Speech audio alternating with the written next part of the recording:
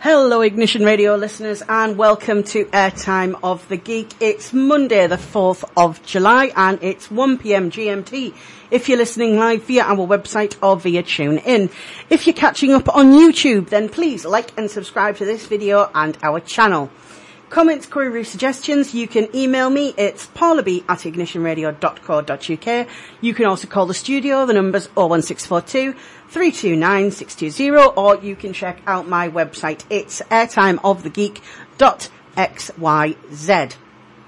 Let's start off with the geek news. There's a Wreck-It Ralph sequel in the works and it's coming to us in spring 2018. Can't wait for that. Draco, my very own Draco, Tom Felton is joining the cast of The Flash for Season 3. Grant Gustin, who plays Flash, tweeted, "Flashpoint, this is not a drill." Gillian Anderson has joined the cast of American Gods along with Cloris Leachman, getting me more and more excited for this as it goes on. And the incomparable Toby Jones is joining the cast of Sherlock Season 4, aka the long overdue season. Today's top 10 is actually a top 25 and we're going to be starting that just after this song. So as I said this week, we're not doing a top 10, we're doing a top 25. This year is the 50th anniversary of Star Trek, and as a lifelong Trekkie, I could not let that slip by. What to choose, though? I decided that all the franchise had to be represented, and whilst from a critical standpoint, Voyager sucked donkey balls, there were some seminal episodes which deserve praise. My bestie, also a Trekkie, doesn't share the love that I have for the original series or the animated, and was struggling to advise me on the placement of episodes from those, but I managed to pick somehow only 25 episodes. You have no idea how hard this was. With a combined 725 episodes to choose from, a franchise running 50 years, 10 movies, comics, novels, documentaries, hundreds of video and board games, its reach is wide, its inspiration and impact on our culture is high. Without Star Trek to inspire the innovation, would mobile phones, tablets or automatic doors even exist? So join me today on this journey. It was an incredibly hard list to put together, not just in choosing the episodes, but ordering them. It was also impossible to cut away some which I hold beloved in my heart, but I just to say managed it. Very special thanks go out to the bestie for helping me put this together, even though I'm sure he questioned most of my decisions when it came to certain episodes. So as usual, we're going to start at the bottom because it's more fun for me to do it in reverse order. And we're going to start with number 25, Equinox from Star Trek Voyager. Voyager was often rightly criticised for how little ethical and personal conflict its characters endured despite their castaway status. This two-part episode exists to demonstrate just how bleak and unlikable Voyager could have been if the crew gave in to their darker impulses. The USS Equinox is a Federation ship thrown across the galaxy in the same accident that stranded Voyager, except the Equinox is demonstrably worse than Voyager in every sense of the word. It's an even smaller and more heavily damaged ship, run by a more desperate crew who espouse none of Captain Janeway's high-minded devotion to the Prime Directive. Voyager, the Equinox, and Discover her crew has chosen to handle their situation far differently from Janeway. The captain, Captain Ransom, tries to get his crew by any means necessary, no matter the moral implications. We see Janeway interact with the peer and how far apart their morals are. Captain Ransom will torture aliens to generate power, but Janeway's line is nowhere near there, though she does go completely crazy banana pants to get Ransom, endangering her own ship in the process. The temporary insanity was of course forgotten by the next episode, and Chakotay completely have forgotten about it by then too. But that's nothing new for Voyager, as in fact we call that the Voyager effect. Continuing on our countdown, number 24 is Lower Decks from Star Trek The Next Generation. Lower Decks is notable not just for being a unique episode in itself, but starting a whole subgenre within sci-fi and fantasy shows, which would go on to be called Lower Decks episodes. Star Trek is famous for its expendable ensigns, classic Trek's red shirts, who have no names, identities, and are always the first to die on every mission. Lower Decks takes apart the whole concept of the expendable ensign by shining a spotlight on the ensign's feelings, problems, and personal lives. Using one familiar face, Alyssa from Sickbay, one ensign who came with a history courtesy of Wesley's dalliance with perjury in The First Duty, and two new faces. This is the first episode of Star Trek that will make you weep for the death of an expendable ensign. This is possibly the most popular episode of Season 7 and deserves to be. It gives a different perspective on the daily lives of those aboard the Enterprise. At one point, Sito Jaxa, the Bajoran ensign, was due to reappear in Star Trek Deep Space Nine, but this rumour developed at one point to include Thomas Riker, and alas, it never happened. Her fate left unresolved until probably one day Star Trek Online will pick it up, because they're good like that. Number 23 is Space Seed from Star Trek the original series. Though it introduced the greatest villain in Star Trek history, Ricardo Montalban's Khan Noonien Singh, Space Seed is also a special episode for the way it shows off Trek's trademark futuristic optimism. Khan, who came from what was then the near future, represented a nadir for humanity, but Kirk and his crew represent how far the human race was able to come between the 20th and 23rd centuries. The story of Khan starts in Space Seed when the Enterprise discovers a dead ship drifting through space. The ship, the SS Botany Bay, is full of cryogenically frozen supermen and women, cast off the Earth's eugenic wars. Their leader, the charismatic megalomaniac Khan Noonien Singh, played by Ricardo Montalban, engages in a battle of will against Kirk for control of the Enterprise with a small army of genetically engineered soldiers at Khan's command. Things don't look great for James T. The episode features a terrific performance by guest star Montalban and gives the franchise one of its greatest villains and sets the stage for one of the best science fiction adventure movies ever made. Number 22 is Inquisition from Star Trek Deep Space Nine. Dr. Bashir's plans to attend a cushy medical conference are cut short when Director Sloan, an operative supposedly from Starfleet Internal Affairs, interrogates the senior staff on suspicion of treason. The investigation eventually focuses on Dr. Bashir, who is forced to defend himself against accusations that he is in deep cover as a Dominion spy. Bashir's search for the truth leads him uncovering the existence of a clandestine organisation that has operated in the shadows of the Federation since its very inception. Number 21 is The Survivor from Star Trek, the animated series. During a patrol near the Romulan neutral zone, Captain Kirk and company are shocked to discover a ship that belongs to a respected Federation citizen that has been missing for 5 years. Conveniently enough, the man's former fiancée is stationed aboard the Enterprise. Inconveniently enough for her and the rest of the crew, the man is in fact a shapeshifter, alien squid thingy, intent on jump-starting a war between the Romulans and the Federation. The Survivor attempts to be an adventure, a political thriller and a love story all at once. That it succeeds juggling all those balls is a tribute to the writing of James Shermer. In contribution to the series, he crafted an instalment that feels more like classic Trek. Further helping along matters is Ted Knight's compassionate voiceover performance as Carter Winston, the Federation citizen who's been replaced by the Changeling.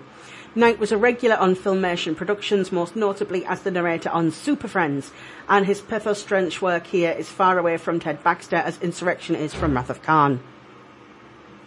Number 20 is Mirror Mirror from Star Trek the original series. The first ever use of the now common sci-fi device of the Mirror Universe, Mirror Mirror imagines a reality in which the Federation is replaced by the Terran Empire. A ruthless and Klingon-like entity, everything in this reality, from the uniforms to the attitudes of those aboard the Enterprise, is the polar opposite of the Federation we'd come to know. Mirror Mirror is an episode which spawned 4 sequels in 2 different series, 2 each on DS9 and Enterprise. It's a good episode that turns everything we know about the crew upside down and yet shows us the strength of characters that we know as they face a reality they don't understand and definitely don't fit into. Plus, it gave us a conniving and scarred Sulu, a traitorous Chekhov, and a bearded Spock who applies his cold logic in a truly cold manner. Number 19 on our continued countdown is The Naked Time from Star Trek the original series. The Naked Time served as a primer for audiences to what made the still new characters aboard the Enterprise tick. The dramatic through line, some great acting and a dynamic and tense plot made for all a memorable episode that still packs a wallop today. When the Enterprise finds a team of dead scientists on the planet Psi 2000, Kirk's crew soon become contaminated with the same infection that killed the unlucky group. Those affected act strangely, almost as if they're drunk, and many of them find their inner selves revealed in acts of uninhibited emotion.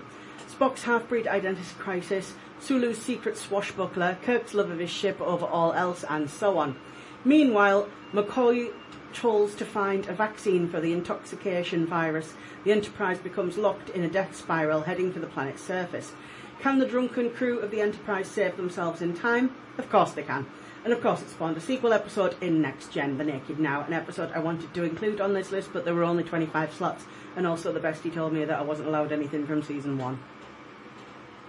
Number 18 is Covenant, Star Trek Deep Space Nine. An old friend of Kira's takes her by surprise by transporting her to Empok Nor, where she finds Gul Dukat has gathered members of the cult of the Par-Wraiths. It's one of my favourite Dukat episodes, and I did have to argue with the bestie as to why I wanted it included on the list. I think it's one of the best examples of just how charismatic and charming Dukat is. Watching it, you can truly see why people follow him. It also goes a lot to setting up his role in the final arc of the show, and any time I get to see Dukat and Kira on screen together is awesome. Don't forget, if you have comments, queries, suggestions, you can email me. It's paulab@ignitionradio.co.uk. You can call the studio. It's 01642 329 620, or you can check out my website. It's airtimeofthegeek.xyz. Continuing on the countdown, number 17, Message in a Bottle from Star Trek Voyager. Voyager hijacks an alien relay station to send a message to the Alpha Quadrant in the form of the Doctor. Unfortunately, he materialises on a brand new ship that has itself been hijacked by the Romulans. He teams up with a Mark II EMH to defeat the Romulans and make contact with Starfleet before Voyager is driven away from the relay station. The Doctor and Andy Dick's Mark II attempt to interact hilarious bouts of petty one-upmanship, and the Romulans present a credible but still defeatable threat and a welcome return to one of Star Trek's most familiar bad guys. Best of all, it culminates in Voyager making contact with Starfleet for the first time in 4 years. Number 16 is Future Imperfect from Star Trek The Next Generation. The Enterprise is conducting a survey along the neutral zone when they detect odd readings from a nearby planet. Riker's birthday party is interrupted so he, Worf and Geordi can beam to the surface and check it out, because nothing says send 50% of our bridge crew to investigate like strange readings. Unfortunately, the strange readings involve weird gases and they quickly beam everyone back to the surface. Suddenly, Riker wakes up in sickbay, and Beverly Crusher welcomes him back to consciousness, revealing it's 16 years in the future. He's the captain of the Enterprise, and when he was on the surface of the planet, he picked up a virus, which, after recently has becoming active, has wiped out 16 years of his memory, including his tromboning abilities. As he acclimates to a weird new future where everyone has a slightly different haircut and perfect skin, except Worf, who's been completely messed up after 16 years of using every fistfight he gets into, he's surprised to see Picard and Troy aboard a Romulan vessel. They reveal he's supposed to help negotiate the final part of a peace treaty with the Romulans, so he'd better sort himself out, but he's too distracted by Picard's new goatee to take it all in. Also, the guy doing the negotiating is none other than Ambassador Tomalak, who fought the Enterprise when he was still a lovely Romulan commander, still wet behind the toga. Riker protests that this is completely insane, but Picard and Troy are insistent, and you know it's serious because Troy's wearing an actual uniform for a change. Full of twists and turns, this episode is one of the first I thought to make note of when I was plotting this list. Number 15, The Trouble with Tribbles from Star Trek The Original Series.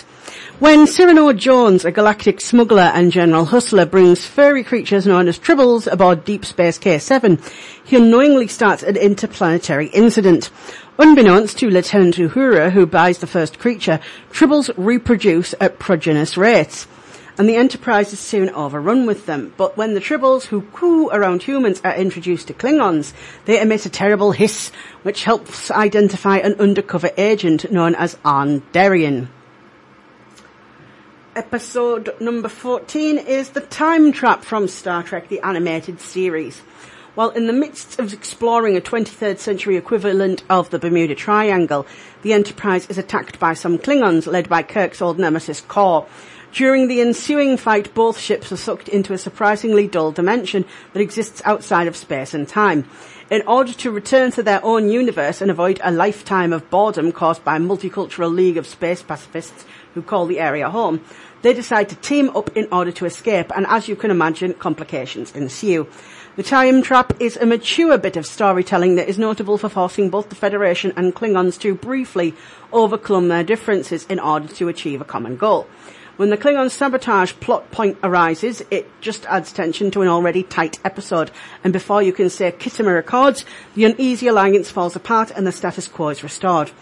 And I'm fine with this. So to paraphrase Gul Dukat on a later series, having Kirk and Kor on the same side never really felt right, but sure made a solid episode. Number 13 is Our Man Bashir from Star Trek Deep Space Nine. Only one man was ever going to pass as a successful Bond-alike on Deep Space Nine, and that was suave Doctor and holodeck obsessive Dr. Julian Bashir. When a real secret agent, Cardassian Taylor, and super spy Elim Garrick asks Bashir to help him observe the fun in Bashir's 16-themed simulation, both are shocked to find that several of the programs within have been replaced by images of station personnel, whose identities have been stored within the holosuite after a near-catastrophic shuttle accident. Garrick has his eyes open to as much fun the spy game can be, and Bashir enjoys the company of a typically seductive Dax and an unusually amorous Kira, while Sisko gets to be a coolly menacing bad guy, Dr. Noah. Intended as an affectionate homage to the spy genre, Deep Space Nine fell afoul of MGM due to the similarities between its characters and a certain rather famous franchise, meaning, sadly, the pastiche had to be little more than covert when the writers returned to the setting in the future. A shame, as DS9's reputation for griminess was belied by the pure fun of episodes such as this. It was provided another outing for the irresistible pairing of Bashir and Garrick. Deep Space Nine's supporting cast was, as always, flawless, but Andrew Robinson's portrayal of Garrick as a man whose endless mystery and impenetrable depths is naturally appealing to the pure-hearted, boyishly enthusiastic young doctor as the latter was to him, made one of the station's most cherishable friendships. Number 12 is Worst Case Scenario from Star Trek Voyager. B'Elanna Torres discovers a holodeck program on Voyager which turns out to be a simulation of a Maquis rebellion. When Commander Chakotay calls for a mutiny as soon as Captain Janeway and Lieutenant Tom Paris leave the ship on an away mission, this program soon becomes popular as the crew try it out for themselves, either taking side with the mutineers or Janeway loyalists trying to retake the Voyager from the Maquis. Unfortunately, as Lieutenant Paris finds out the program is unfinished, leaving everyone wondered who created it in the first place. Lieutenant Tuvok finally admits to being the program's creator, designing it as a training simulation in case the members of the Maquis actually attempt a mutiny, but not completing it when he saw how members of Voyager and the Maquis were getting on. Paris decides he's going to complete the creation of the program when Captain Janeway decides against erasing it, seeing how it was originally intended as a training simulation and it turned out to be nothing but harmless fun. However, when Lieutenant Tuvok opens the program so that Paris can continue working on it, they find out another person has been secretly working on it, modifying the program so it would be a death trap scenario for Tuvok should he start to continue his work. Number 11 is Data's Day from Star Trek The Next Generation. Let's face it, Brent Spiner is one of the most talented actors on Trek, and any Data episode is always highly entertaining. In a twist from the usual format, Lieutenant Commander Data provides the narrative for this episode as he records a letter for Commander Bruce Maddox at the department of the Daystrom Institute, the man who previously had attempted to have Data declared as property of the Federation instead of a person. Detailing the particulars of his ordinary day, Data just happens to include the forthcoming wedding of Chief Miles O'Brien and Keiko Ishikawa, the impending birth of Lieutenant Juarez's baby, and the arrival of a Vulcan ambassador to Pell. After turning over the bridge to Commander Riker to start the day shift, Data pays a visit to Keiko where he learns she is unhappy and wants to call off the wedding. Being led to believe that the cancellation would make Keiko happy, and knowing that Keiko's happiness is the most important thing to Chief O'Brien, Data goes to 10 forward to deliver the good news, only to be stunned when he storms off. Geordi observes it might be a good idea for Data to let him handle delivery of good news in the future. Spiner's portrayal of Data's wide-eyed innocence is what makes the character such a popular one, and this is one of the best Data episodes in Trek. Comments, queries, suggestions, you can email me, paulab@ignitionradio.co.uk. You can call the studio on 01642 329 620 or check out my website. It's airtimeofthegeek.xyz. I'm going to play you a Klingon war song before entering the top 10. So, entering the top 10, number 10, The Children of Time from Star Trek Deep Space Nine. Aboard the Defiant, the DS9 crew find a planet with a strange energy barrier. They manage to penetrate it and find a settlement of several thousand people who claim to be their descendants. They are told that when they try to escape the energy barrier to leave, they will be thrown back 200 years in the past, and the Defiant will crash. Sisko is forced into a difficult choice. If they succeed in escaping, all these thousands of people will be wiped from existence, but if they do not, they will never see their homes or families again. It's a seminal episode, and it leaves a thought with you for many hours after you've watched it. Episode 9 on my countdown is Remember from Star Trek Voyager.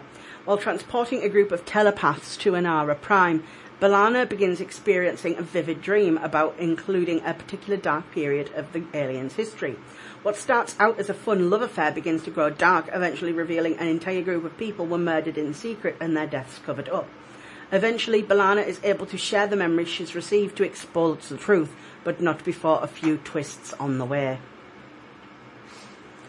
Number 8 is The Inner Light from Star Trek The Next Generation. Arguably the most personal story in the history of Next Gen, rendered via a tour de force acting performance from Patrick Stewart. The Enterprise discovers an ancient probe that somehow links itself to Captain Picard, mentally transporting him to a distant world where he's mistaken for a local villager. Living years for every moment he lies unconscious on his ship, Picard grudgingly becomes a member of the community, making friends, taking a wife, becoming a father and a grandfather. When Picard is finally rescued, both he and the audience are left to wonder whether he has returned to his true home or left it forever. Stewart renders this transformation with stunning nuance and depth, and making even the most simple playing of a flute a heart-rending act of emotional loss. There is no better example of the power of science fiction to tell the most captivating of human stories. Number 7 is a twofer. It's both episodes from Star Trek Deep Space Nine, Duet and Second Skin. So, Duet, Sisko's Bajoran's second-in-command, the former rebel fighter Major Kira Nerys, is forced to confront the man for the horrors responsible at a labour camp from the Cardassian occupation. The camp on Galatep, when Hera, where the former worker arrives, reveals he's suffering from a disease he could have only contracted there. He claims to be Eamon Maritza, a mere filing clerk, and this is revealed to be false when photographic evidence suggests he's actually Gul Dahil, the camp's brutal commandant. He confesses, apparently unrepentant, that there is far more to his story than meets the eye, however. This early episode introduces us to Kira's murky former life as a member of the Bajoran resistance, while doing what all best science fiction should, namely allowing us to view real-life issues of genocide, imperialism and collective guilt all through the prism of a fictionalized conflict. Powerful performances from Nana Visitor as Kira and Harris Yulin as Maritza/Dahil made this a clear standout from DS9's first season. Mention also must be made of the brilliant Mark Alamo as Gul Dukat, the station's former commander, whose mind games with both Sisko and Kira would only become more twisted and more intriguing with each season. The second part of this, too, for Second Skin. Duet absolutely must be coupled with the episode Second Skin. Kira is kidnapped by a group of Cardassians and altered to look like an undercover Cardassian agent from the Obsidian Order, and presented to the man who claims to be her father, even shown the corpse of the real Kira Nerys. What follows shows how far the character has evolved from her first season counterpart, even questioning herself and her history. Kira develops a close bond with her Cardassian father, and he even went on to appear in later episodes, and continued to treat her as a member of his family, something Season 1 Kira could have never done with a Cardassian. Both episodes show how wonderful a range Nana Visitor has, and what a seminal character she turned Kira into. Number 6 is Living Witness from Star Trek Voyager. The Doctor is activated in a museum 700 years in the future, when Voyager is remembered as a ship of brutal ne'er-do-wells who interfered in the planet's affairs, murdered a prominent political figure, committed genocide, and went on their merry way. The Doctor must set the record straight or be executed, but the truth of what happened on the Voyager is liable to spark race riots on the still divided planet. This episode delves into what we think we know about the past and how it shapes who we are, while at the same time provides a fantastic spin on the evil counterpart theme. There's no mirror universe here, just twisted versions of our heroes, full of fantastic details like black undershirts and Tuvok having slightly bigger ears, tattoo all over Chakotay's face, and the Doctor supposedly a cyborg. It's all topped off with the incredible poignant finale in which it is revealed that the Doctor is in fact a backup copy of the Doctor, who could have only just been created, since a few episodes previous his program was impossible to back up. And he sets off for Earth centuries after Voyager, knowing all his friends are dead, but longing for home. So continuing on our countdown, we're now entering the top 5 Star Trek episodes. Number 5 is Brothers from Star Trek The Next Generation. When the Enterprise is on a medical mission to transport a sick child to Starbase Medical Lab, Data begins acting oddly. Without warning, he turns off the life support systems on the bridge, forcing the rest of the crew to evacuate. He then commandeers the ship by imitating Picard's voice and setting security codes so that only he can control all crucial systems, and sets a new course to an unknown destination. The crew is unable to regain control, but when they arrive at their destination, they discover he was acting under compulsion. Data has an implanted homing device that was activated by his creator, Dr. Noonien Sung, who he thought to be dead. Dr. Sung has a gift for Data, a chip that he perfected that will give Data human emotions. However, when he activated the homing device, he also unintentionally summoned Data's brother, Law, who wants the chip for himself. Let Brent Spiner play not one, not two, but 3 characters in the same episode and you'll really see him busting his acting chops. Number 4 is Tapestry from Star Trek The Next Generation. Tapestry begins with an away team beamed directly into sickbay with a critically wounded Picard. Apparently they were ambushed and Picard was shot in the chest. His plot armour kept such a shot from being fatal, but causing his artificial heart to malfunction. Dr. Crusher attempts to techno-babble into working it again, but apparently Picard dies. He goes into the light, following a white-robed figure, and it's Q. After the opening credits, Q explains that he is God, which Picard rejects. Q tries to prove it by being his overbearing father, berating Jean-Luc for having the nerve to die in his mid-60s after a long, successful career, as well as all the people who died as a result of his decisions. Tasha Yar, of course, is curiously absent from this. Q's real point comes up. Can Picard say that he has no regrets? He has one, the artificial heart. A real heart would have allowed him to survive the shot, somehow. We then see how he got it, described to Wesley in Samaritan Snare, getting into a fight with 3 Nausicans and getting stabbed in the heart while laughing as he lay dying. While musing on what a hot-blooded jerk he was back then, and wishing he could have changed it, he is suddenly slapped by a woman. He realises he is alive in a Star Trek II era uniform and being sarcastically imploded by his old Academy friends, Nata and Corey, only they don't look so old.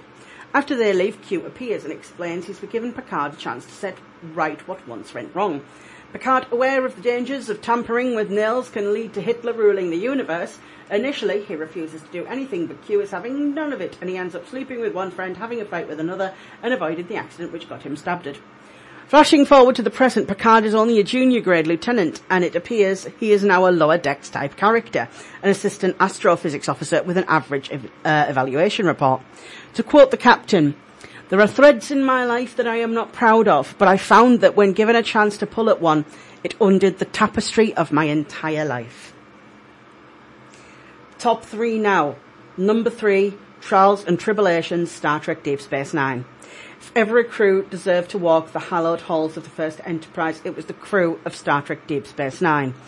When they got their chance, Arne Davin, a surgically altered Klingon spy, went back in time for another chance to assassinate none other than legendary Captain James T. Kirk.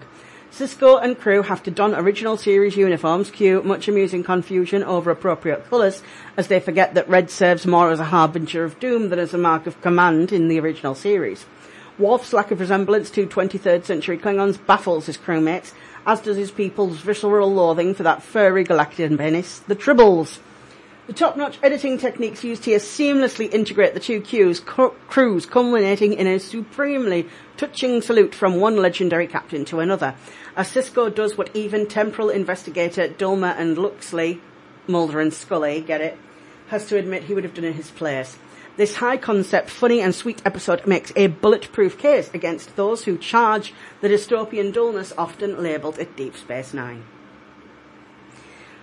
Number 2, Yesterday's Enterprise from Star Trek The Next Generation.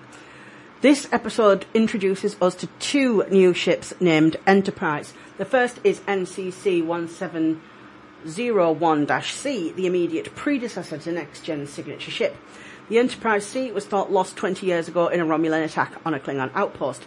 The second Enterprise is a strange new version of the familiar D, now morphed into a battleship fighting decades-old war with the Klingon Empire, all because C was inexplicably thrown forward in time. Our regular crew is transformed into a more militaristic version of themselves, save for Worf, who is shockingly replaced by a no longer dead Tasha Yar. As the two stories unfold, we encounter an ingenious remix of the moral trap posed by the greatest Star Trek episode, possibly in next-gen history. Is it justifiable to sacrifice innocent lives in the present to save billions of others in the future? What makes the modern update so compelling is the innocents in question are in on the debate, with the crew of the Enterprise C and Tasha herself certain that, to restore the timeline and prevent a multi-billion casualty war, they have to die. While self-sacrifice here is heroic, Tasha and her crew are giving themselves up to erase a timeline, thereby ensuring no one remembers the choice they made. The debate informs action, of which there is no shortage. The choices made by characters old and new are heartbreaking, and the final result is the finest hour of television Star Trek The Next Generation ever produced. So you may be asking, what is number one? Well, probably not if you're an actual Star Trek fan, because obviously it's In the Pale Moonlight from Star Trek Deep Space Nine. This is the definitive episode of Star Trek. This episode gave birth to that awesome "it's a fake" meme. In the Pale Moonlight is Ben Sisko's journey into Heart of Darkness territory. When recording a personal log, the good captain relates the toll that his attempts to get the Romulans to join the Federation in their battle against the Dominion has taken. From compromising his most basic values to turning a blind eye to Garak's murderous ways, Sisko reveals he hasn't so much danced with the devil as he's done an all-night lambada with the evil in order to accomplish his mission. After releasing the weight from his shoulders by clearing his conscience, he shakingly tries to convince himself he can live with his actions before deleting the log for good. In the process, viewers are given insight into the secret burden that military men must face in wartime, a message that seems even more timely now than it did in its original airing in 1998. Well, that was my top 25 of all-time episodes of Star Trek. If you're catching up on YouTube, then please like and subscribe to this video and the channel. Did I miss one of your favourites? You can send comments, queries, suggestions to me at paulab@ignitionradio.co.uk, or you can call the studio 01642 329 620, or you can check out my website. It's airtimeofthegeek.xyz. So, we missed out on the review last week, and I'm going to do it this week, of Independence Day 2. I went to see it with the bestie, and his review of it was that he hated it. Well, not hated it, but disliked it, thought it was stupid, and I loved it. Basically, what I'm going to tell you is, if you like Independence Day, if you like the action and the spaceships and the flying and the welcome to Earth and all of that jazz, then you'll like Independence Day too. If you thought the first movie was stupid, you'll probably think this movie's stupid. It's one of those things. It's a Roland Emmerich movie. Every Roland Emmerich movie has the exact same plot, so don't expect anything particularly new or groundbreaking. I will say this, a returning member of cast, I'm not going to say which one, completely steals the movie in its entirety. Their performance is absolutely fantastic, and if you do see it, they will be the person who you spend the next hour talking about. Last week I went to the Harry Potter Studios in Leavensdale to see all of the Harry Potter sets. Went with the bestie. It was like a little road trip. I won't tell the story about him inputting the wrong postcode on the sat-nav again and misnavigating us because it'll embarrass him. But the studios were absolutely fantastic. The staff there were wonderful, so friendly. It was so impressive. Walking in, I just couldn't believe how big and shiny it was. I mean, being British, you usually expect things to be a bit crap. But this was really good. This was really fun. I did cry, and I'm very thankful for the bestie to not pointing out that I was crying at the time, because I would have had to punch him in the face. But yeah, I did cry. I got a little bit emotionally overwhelmed at the start of the tour, which thankfully calmed down a little bit by the time we got into the Great Hall and sort of continued round. But it was so much fun. I wish I could have spent all the money in the world in the gift shop, because I just wanted everything that I didn't already have.